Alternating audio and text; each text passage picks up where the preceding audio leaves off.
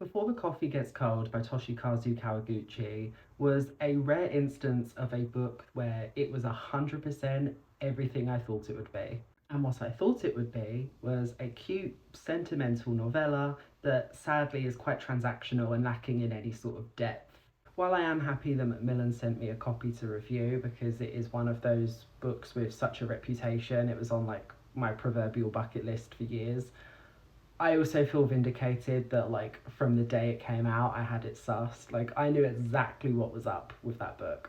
The biggest problem for me is that we don't really have characters in a book that is barely over 200 pages long. For that to then be further divided into four sections, and then there's all of this speculative babble about the parameters of the calf itself.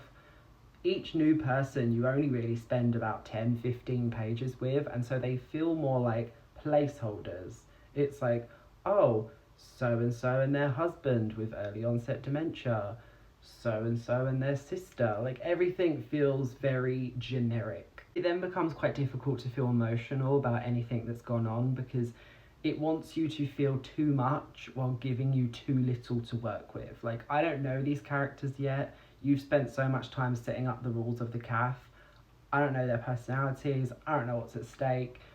My only real ability to connect with this book is like basic empathy because it's like, oh, it's sad that these people have fallen out of touch and now thanks to this CAF they can. It was reminding me a lot of, in the UK there was an old television show called Surprise Surprise. It was hosted by Cilla Black, and it was very much these emotional storylines of like, oh, I've not seen my long lost sister in 50 years, and then Cilla Black would be like, surprise surprise, here's your long lost sister, and there wouldn't be a dry eye in the house.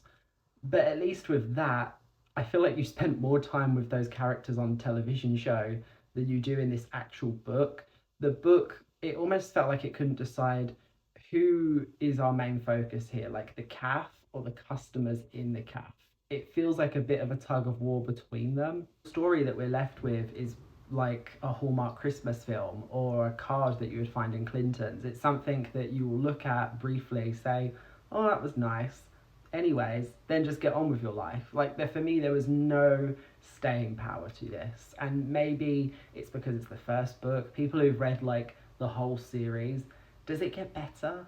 Is it because this one sort of has like the heavy-handed job of actually laying the land and helping you understand what the CAF is all about? I would like to think that that becomes less of an issue in the successive books. Let me know. What also did not help is, I think it's in the third story, and I think it's the dad. One of the characters is called Yasuo, which to my League of Legends rotted brain, all I could think was like, death is like the wind, always by my side. You know, I couldn't, that's all I could think of. I was like, oh, is this person from Ionia? Do they click W to block projectiles? Truly, I was gone. I am sorry to say it because I'm sure there are lots of people out there who love these books and feel lots of things about these stories, but I felt nothing. Truly, I felt nothing.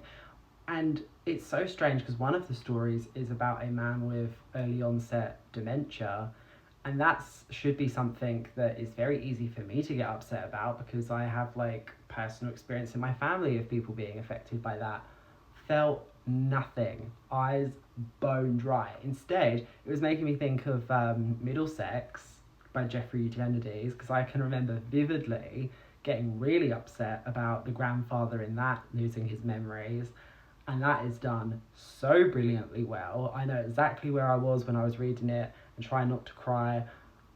Perfect dementia representation, okay? Like this book could have taken a leaf out of that one.